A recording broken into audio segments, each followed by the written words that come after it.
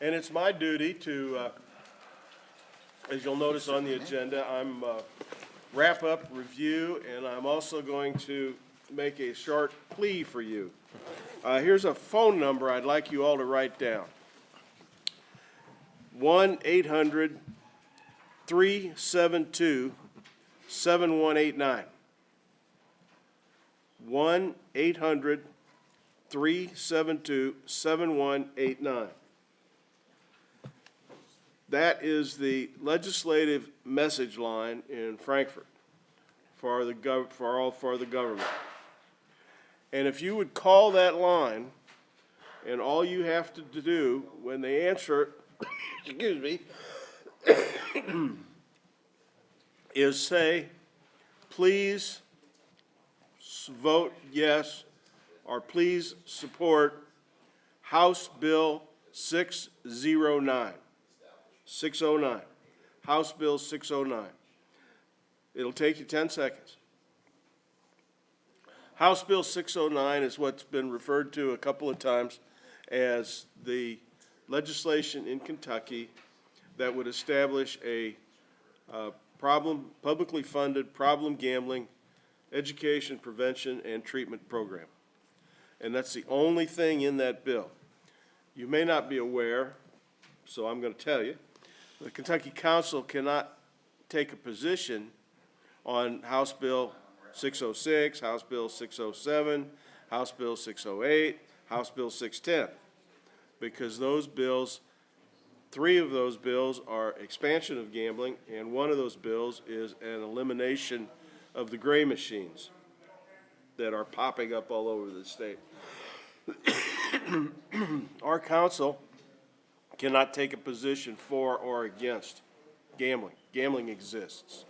Our council is there to help the problem gambler and to raise awareness. We can take a position in support of legislation that will help the problem gambler, and that's House Bill 609.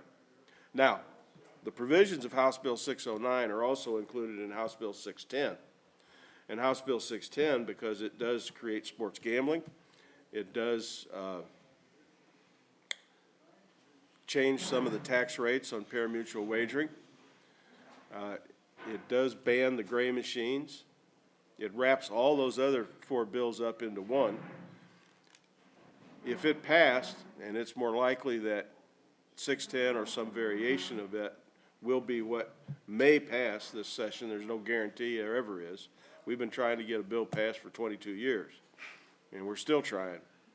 So, but everybody's help and everybody that's out there and participating virtually, it will be helpful if you all catch and call the number, the legislative line in Frankfurt, and say, please pass House Bill 609.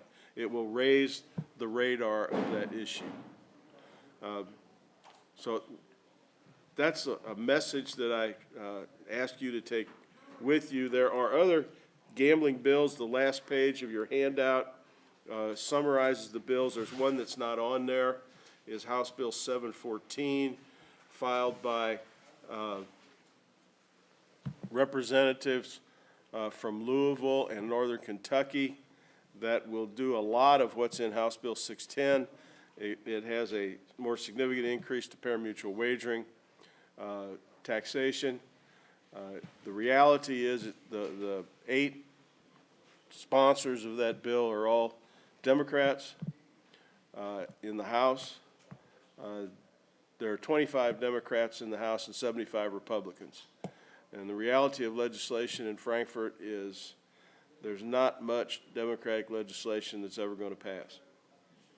That's just the political reality of the day.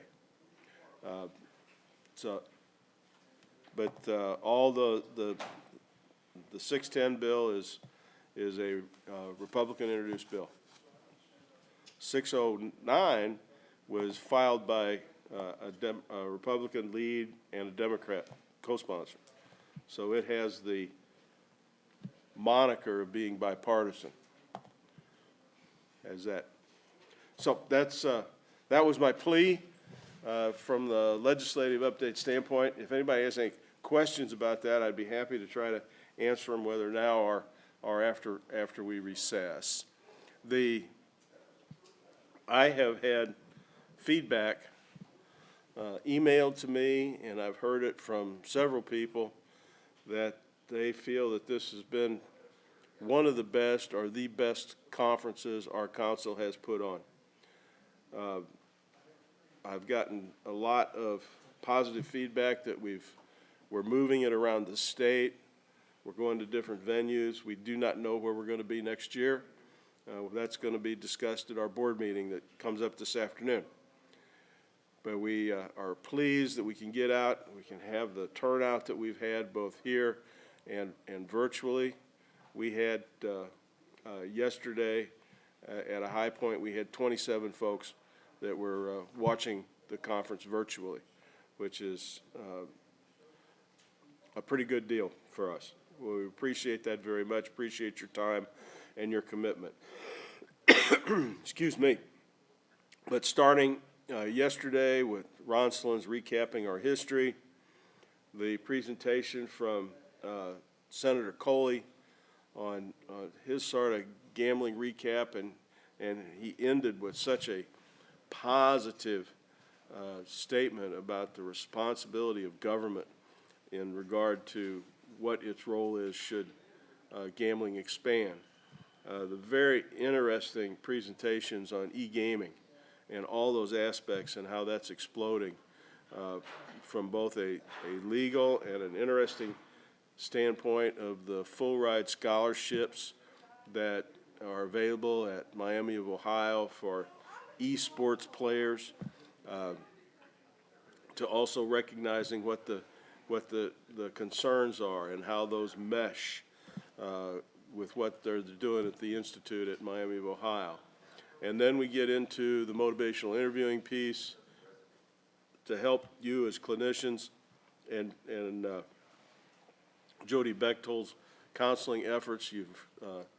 We've really addressed that, and Ron Slin bringing in the aspects of adverse trauma situations that have to be addressed in treating gamblers.